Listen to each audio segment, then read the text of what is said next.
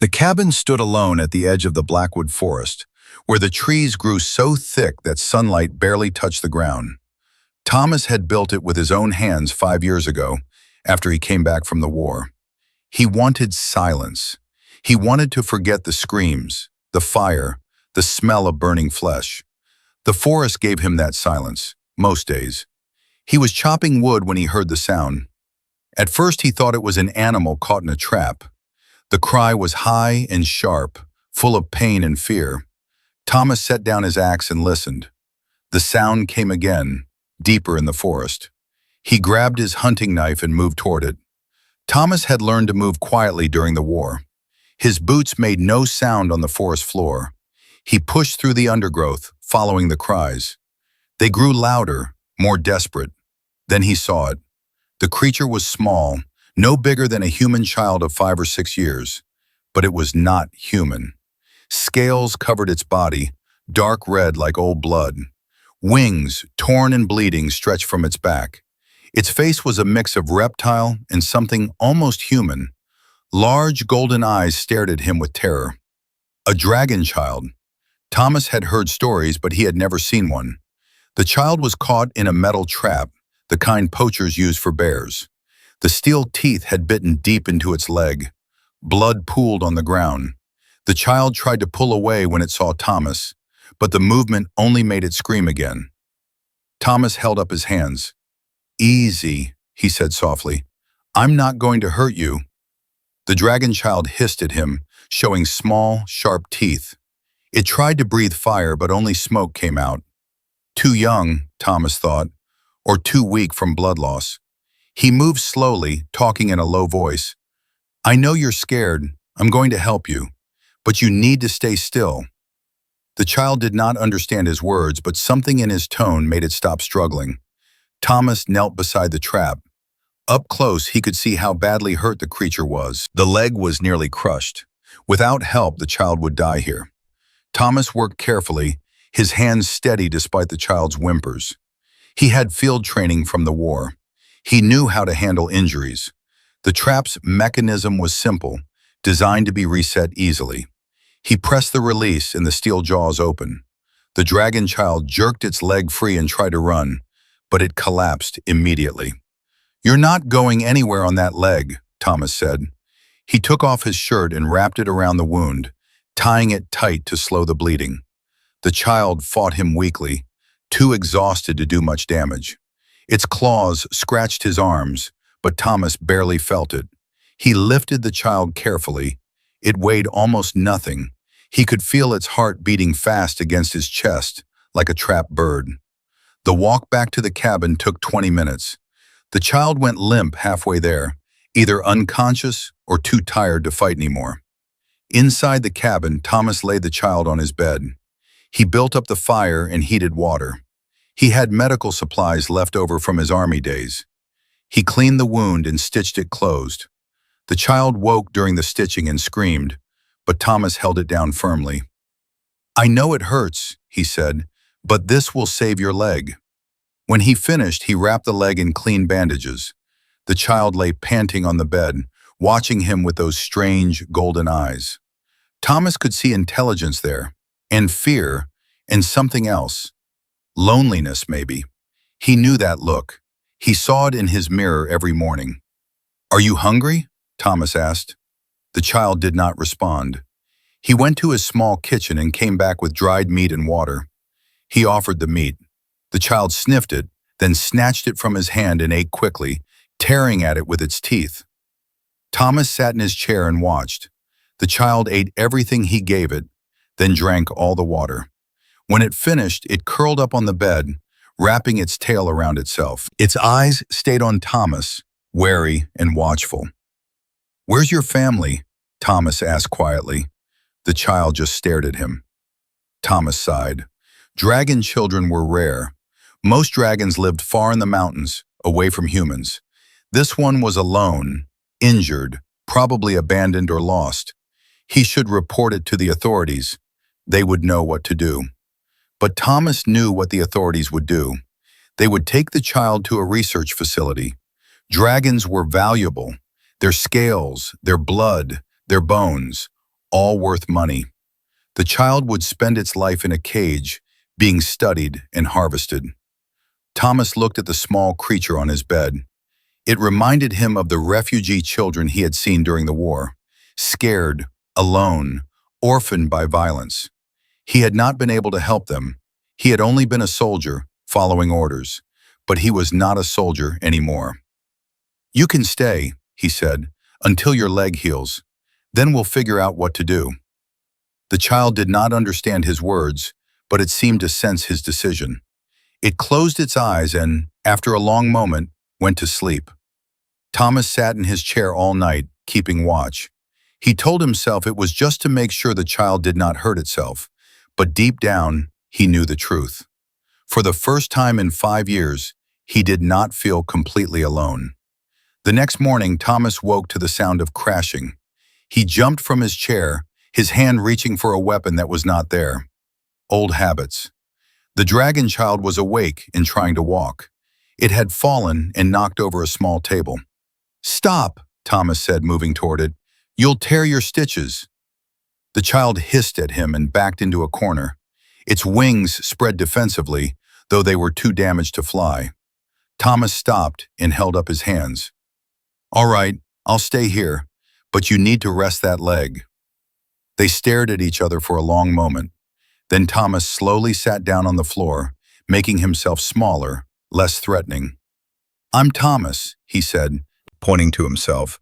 "Thomas." The child tilted its head, watching him. Thomas pointed to the child. "And you need a name. Can't just call you child forever." He thought for a moment. The red scales reminded him of fire, of embers glowing in the dark. "How about Ash? You like that?" The child blinked at him. Thomas decided to take that as a yes. Over the next few days, they developed a careful routine. Thomas would cook food and leave it near the child. At first, Ash would wait until Thomas backed away before eating. But slowly, the distance between them shrank. By the 4th day, Ash would eat while Thomas sat nearby. By the 7th day, Ash allowed Thomas to change the bandages without fighting. Thomas learned that Ash was curious. The child would watch everything Thomas did with intense focus. When Thomas read books by the fire, Ash would creep closer to look at the pages. When Thomas cooked, Ash would sniff the air and make small chirping sounds. Communication was difficult. Ash did not speak any human language, and Thomas did not speak dragon. But they found ways. Ash would point at things with a clawed finger. Thomas would name them. Table, chair, fire, water. Ash seemed to understand that Thomas was teaching and listened carefully. The wound healed quickly. Dragon children, it seemed, recovered fast. Within 2 weeks, Ash could walk without limping. The wings were a different matter. They had been badly torn, and Thomas was not sure they would ever work properly again. He tried to treat them gently, but Ash would not let him touch the wings. On the 15th day, Thomas woke to find Ash sitting by the window, staring out at the forest. The child's golden eyes were sad. Thomas knew that look too. Homesickness, grief for something lost. "You miss them," Thomas said quietly. "Your family." Ash turned to look at him. The child's expression was so human in that moment that it made Thomas's chest hurt. He crossed the room and sat beside Ash. Slowly, carefully, he reached out and put his hand on the child's shoulder. Ash did not pull away. "I know what it's like," Thomas said. "Being alone, losing the people you love. I lost my whole unit in the war. Good men, friends. They died and I lived. I don't know why. I came out here to hide from it, from the memories." Ash made a soft sound, almost a whimper. The child leaned against Thomas just slightly. It was the first time Ash had chosen to touch him. Thomas felt something crack open inside his chest, something he had kept locked tight for years. "We're both alone," Thomas said, "but maybe we don't have to be." From that day forward, things changed. Ash followed Thomas everywhere. When Thomas chopped wood, Ash would sit on a log and watch. When Thomas hunted, Ash would trail behind, learning.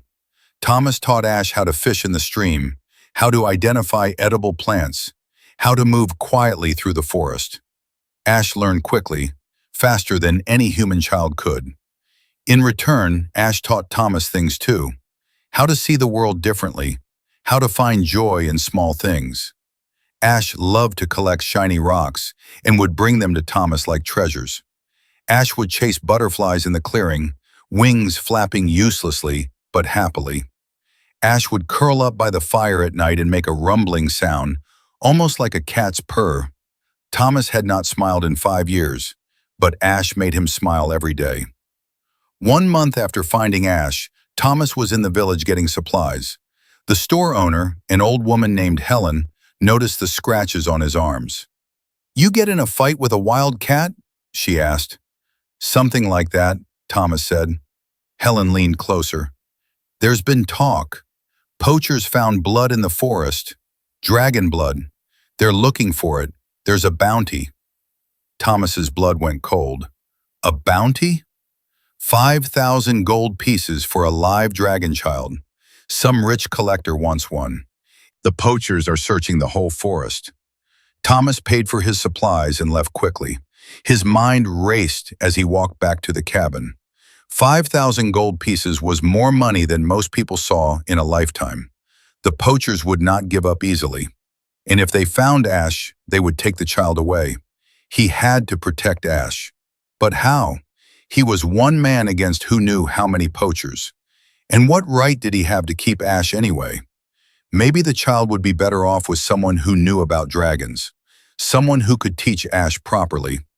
But even as he thought it, Thomas knew it was a lie. He had seen how people treated things they considered valuable.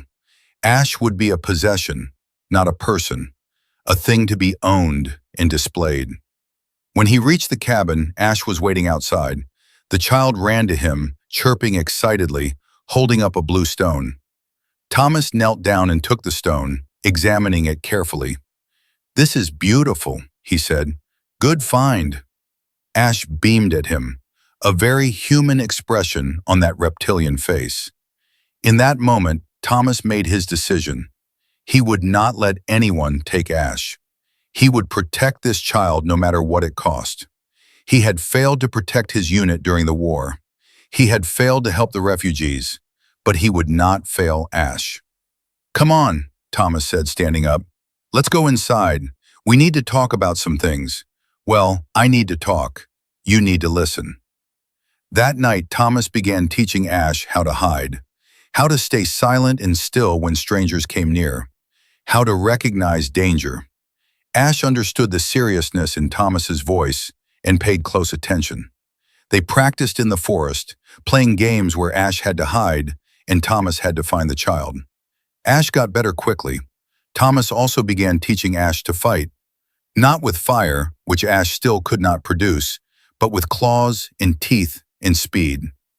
"You're small," Thomas said, "but you're fast. Use that. Go for the eyes, go for the throat. Never fight fair if your life is at stake." Ash was a natural fighter. The child's instincts were sharp, but Thomas could see that Ash did not like violence. The child would much rather collect rocks or chase bugs. That was good. That meant Ash had not been raised in violence, but it also meant Ash was vulnerable. "I'm going to keep you safe," Thomas promised, "but you need to be able to protect yourself too, just in case." The training continued for weeks.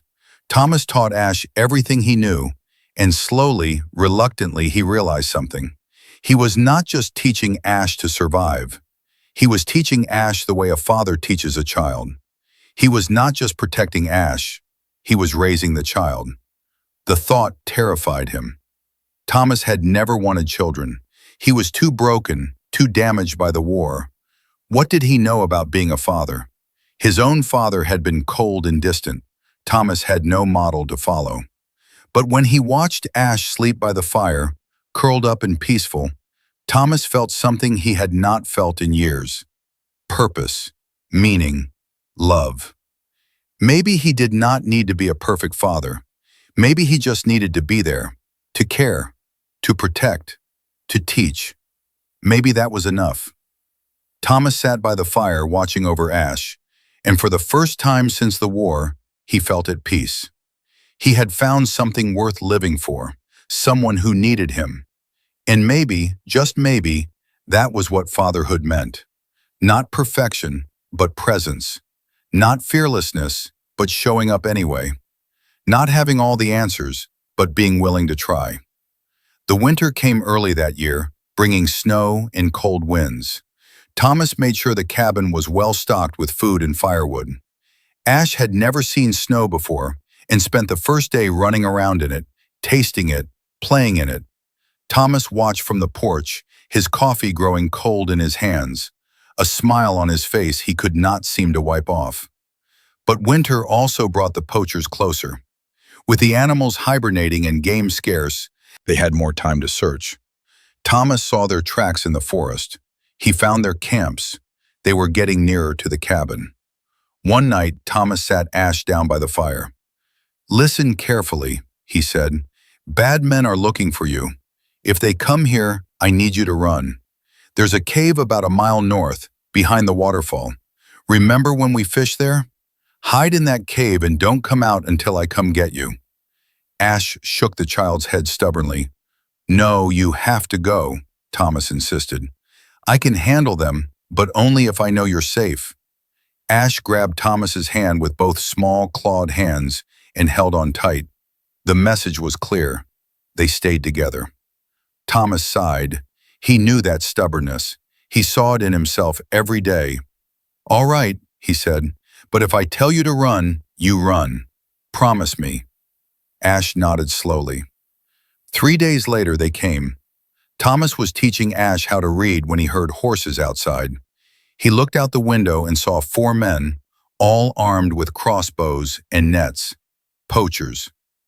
"Ash," Thomas said quietly, "upstairs, now, stay hidden."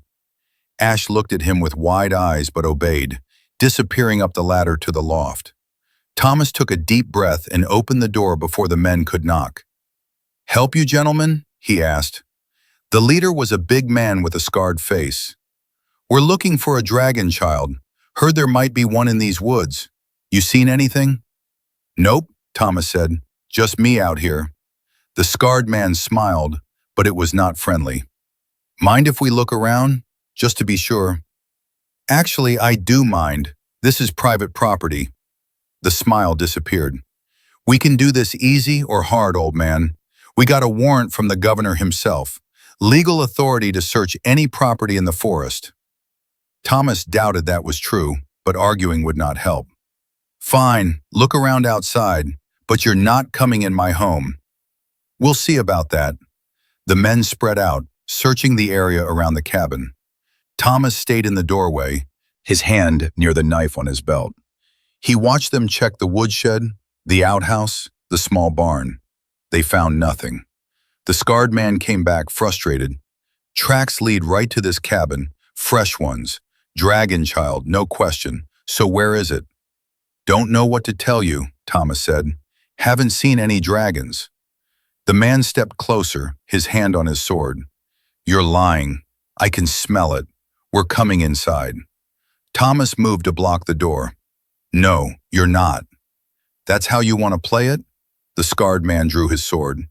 "You're protecting it. That makes you an accomplice. We can arrest you, take everything you own, and burn this cabin down if we want." Thomas had faced down enemy soldiers. He had walked through battlefields. 4 poachers did not scare him, but he knew he could not win a straight fight, not 4 against 1. He needed to be smart. "You're right," Thomas said, letting his shoulders slump. "The child's here, upstairs, but you can't just take it. I've been caring for it. It trusts me. If you go barging in, it'll fight, maybe hurt itself. Let me bring it down." The scarred man considered this. "All right, but we're watching. Try anything funny and we shoot you. Crossbow bolt, don't care how tough you think you are." Thomas nodded and went back inside. He climbed the ladder slowly, his mind racing. In the loft, Ash was hiding behind some boxes, eyes wide with fear. Thomas knelt beside the child. "Listen to me," he whispered. "When I say go, you jump out the window. It's not a long drop. Run to the cave and hide. Don't stop for anything. Understand? Ash shook the child's head. Thomas, the child said. It was the first word Ash had spoken. Thomas's name, rough and unpracticed, but clear. Thomas's heart broke. I'll be fine, but you have to go. Please, for me. Tears formed in Ash's golden eyes, but the child nodded. Thomas hugged Ash tight, just for a moment. Then he moved to the window and opened it quietly. Go, he whispered. Ash hesitated, then jumped. Thomas heard the soft thud of landing, then nothing. Good, the child was running. Thomas took a breath, then climbed back down the ladder. Well, the scarred man demanded. It's gone, Thomas said. Ran when it heard your voices. Out the window. The scarred man's face turned red. You son of a... He swung his sword at Thomas. Thomas dodged, but he was not as fast as he used to be. The blade caught his shoulder, cutting deep. Thomas grabbed the man's wrist and slammed his fist into the man's throat. The scarred man dropped, gasping. The other three poachers rushed in. Thomas fought them in the close quarters of the cabin, using everything he had learned in the war. He was outnumbered and outarmed, but he was fighting for something that mattered. That made him dangerous. He broke one man's nose with a headbutt. He disarmed another and threw the sword out the window. The third man fired his crossbow, but Thomas twisted and the bolt punched through his side instead of his chest. Pain exploded through him, but Thomas kept moving. He had been shot before. He knew how to function through pain. The fight lasted maybe 2 minutes. When it was over, all 4 poachers were down, groaning and injured. Thomas was bleeding from multiple wounds. He stumbled to the door and locked it, then collapsed against the wall. He had won, but he was hurt badly. The crossbow bolt had gone deep. He could feel blood pooling inside him. He needed help. But the nearest doctor was in the village, an hour away. He would not make it. Thomas laughed bitterly. After everything, after surviving the war, he was going to die protecting a dragon child in his cabin. There were worse ways to go. The door rattled. Thomas tensed, ready to fight again. But then he heard it. Thomas! Thomas! Ash's voice, panicked and scared. No, Thomas called out weakly. Stay away. Not safe. But Ash was already climbing through the window. The child ran to Thomas, making distressed chirping sounds. Ash touched the wounds with gentle claws, trying to understand how to fix them. It's okay, Thomas said. You're safe. That's what matters. Ash shook the child's head frantically. The child looked at the poachers, then at Thomas, then suddenly ran out of the cabin. Thomas tried to call after Ash, but his voice was too weak. He closed his eyes. Maybe he could rest just for a moment. He was so tired. The pain was fading, which probably was not a good sign. He thought about his unit, dead and buried years ago. Maybe he would see them soon. Maybe they would understand why he had stayed behind. Time passed strangely. Thomas drifted in and out, then he heard voices, many voices. Someone was lifting him. Cool hands pressed against his wounds. He smelled herbs, strong and sharp. When Thomas woke again, he was in his bed. The cabin was full of people. No, not people. Dragons. Adult dragons in human form, their scales showing at their necks and hands. A female with silver scales was tending his wounds. A male with blue scales was talking in a low voice to others. And Ash was there, sitting beside the bed, holding Thomas's hand. The child had brought help. Somehow, Ash had found other dragons and brought them back. The silver-scaled woman noticed Thomas was awake. Rest, she said in accented human speech. You are badly hurt, but you will live. Ash? Thomas managed to ask. The child is safe, thanks to you. She smiled slightly. You are very foolish, human, fighting 4 men alone at your age. Had to protect Ash. The blue-scaled man approached. The child says you saved them, healed them, protected them. He studied Thomas with ancient eyes. Why? Thomas looked at Ash, who gazed back at him with trust and love. Because someone had to, Thomas said simply. The dragons spoke among themselves in their own language. Finally, the blue-scaled man nodded. We will deal with the poachers, and we will protect you as you protected one of ours. The child wishes to stay with you. Do you accept this responsibility? Thomas squeezed Ash's hand gently.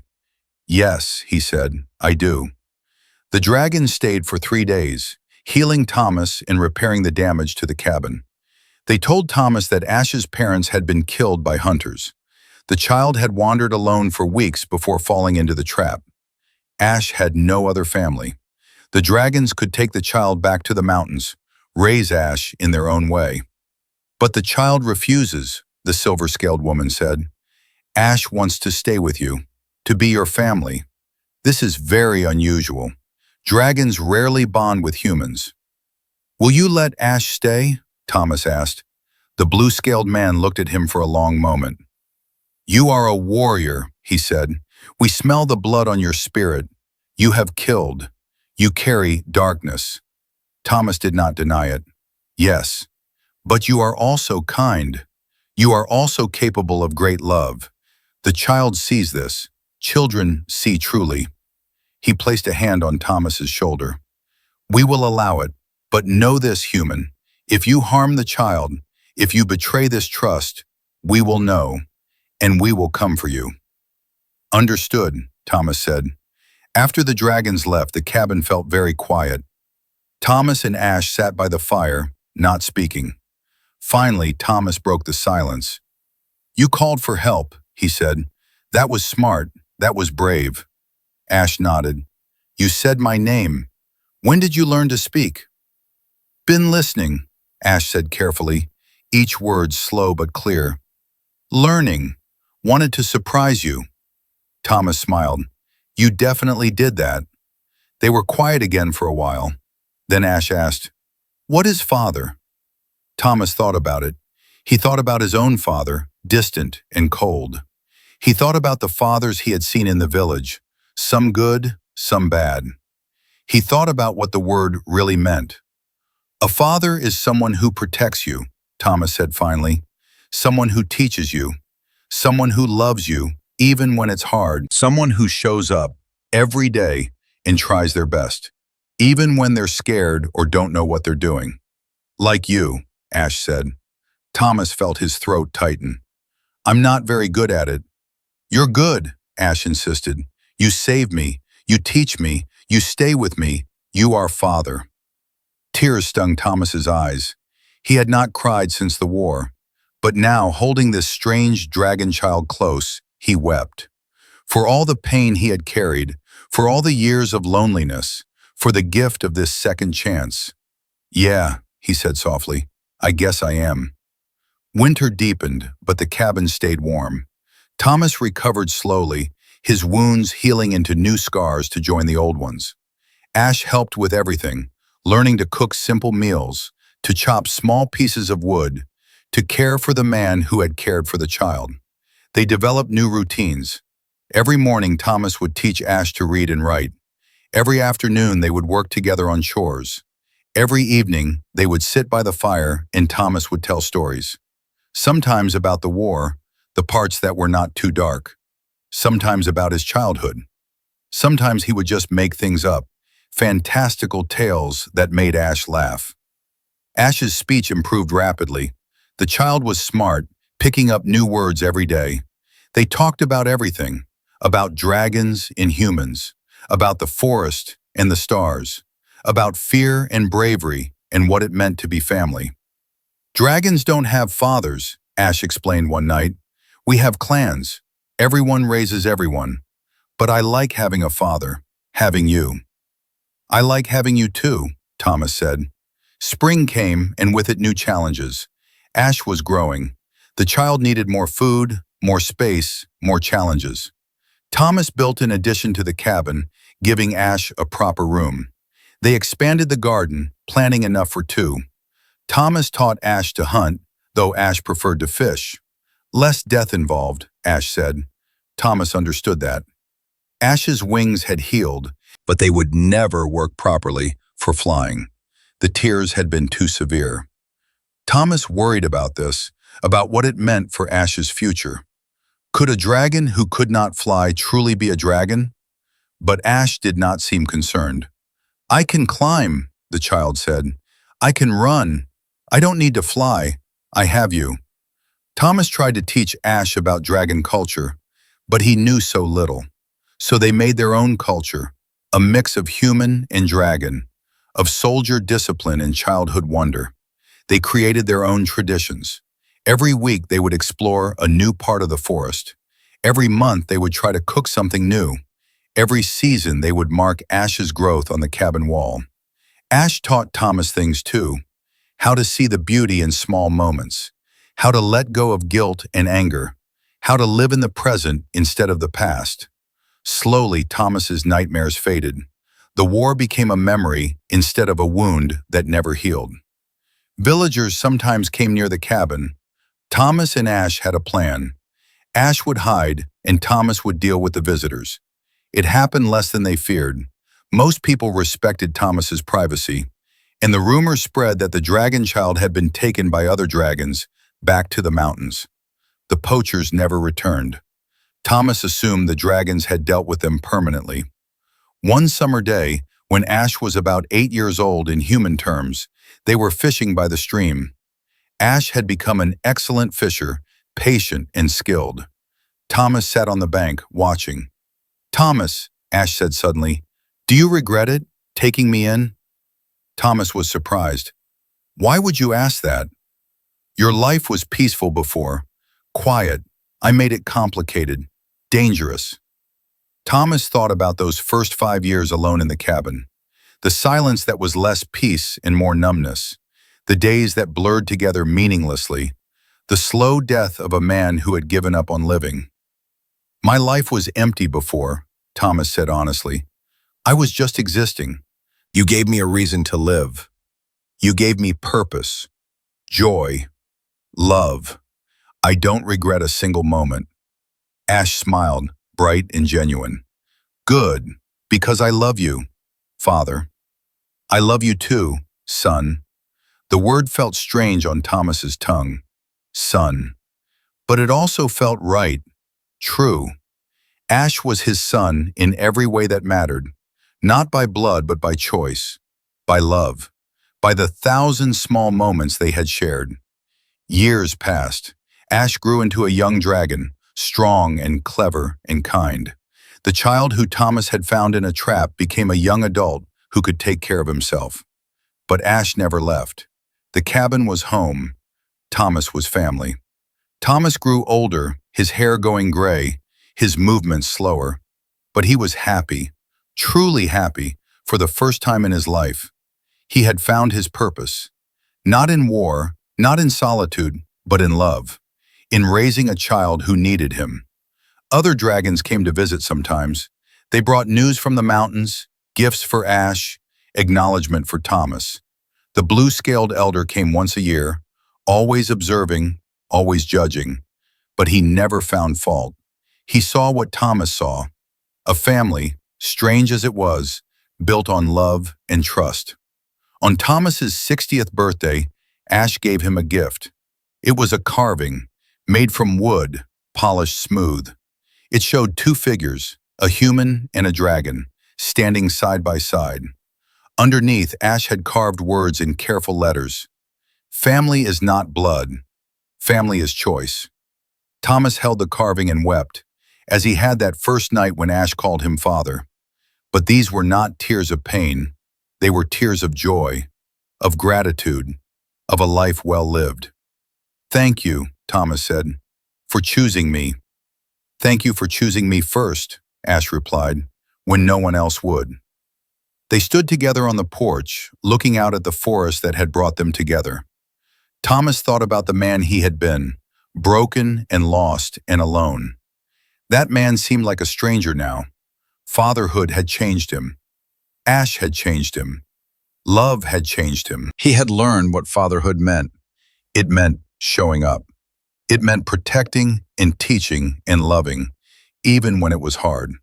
It meant putting someone else's needs before your own. It meant sacrifice and patience and endless, endless care. It meant being there, every day, through good and bad. It meant trying your best, even when your best felt inadequate. It meant accepting that you would make mistakes, but loving anyway. But most of all, it meant connection. It meant choosing to love someone and being chosen in return. It meant building a family not from obligation, but from choice. From the deliberate decision to care for another being, to invest in their happiness, to dedicate your life to helping them grow. Thomas had been a soldier. He had been a killer. He had been a broken man hiding in the forest, waiting to die. But fatherhood had given him redemption, purpose. It had taught him that it was never too late to change, to grow, to love. That even the most damaged person could still do something good in the world. As the sun set over the Blackwood forest, Thomas put his arm around Ash's shoulders. His son, his family, his redemption. "Come on," Thomas said. "Let's go inside. I'll make dinner." "I'll help," Ash said, as always. Together they went into the cabin, into the warmth and light and love they had built together. A veteran and a dragon child, bound not by blood or species, but by choice, by love, by the simple act of showing up for each other every day, no matter what. And in the quiet of the forest, in a cabin at the edge of the world, a family lived. Strange and unlikely and absolutely perfect. Because family was not about being the same. It was about choosing to be together. And that choice, renewed every day, was what made them whole.